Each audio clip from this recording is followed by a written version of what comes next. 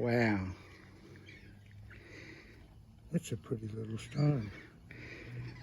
That's not bad, is it? That's grey base with blue and green mostly.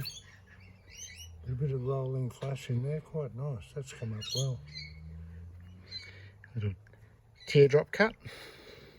Always looks good in jewellery. So maybe for a pendant or a ring. Possibly a pendant for this one. That's a nice job, Boris. Well done. Yeah. There you go, folks. And some of Boris's extraterrestrial flowers in his garden, some of the orchids.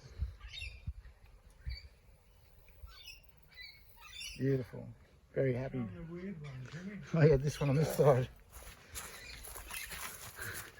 This is the first time I've actually flowered this plant. It came off the side of the road and I didn't know what it was.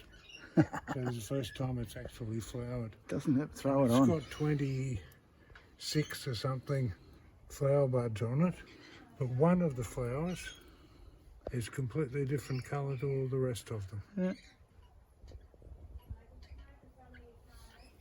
Always something different in there. Yep.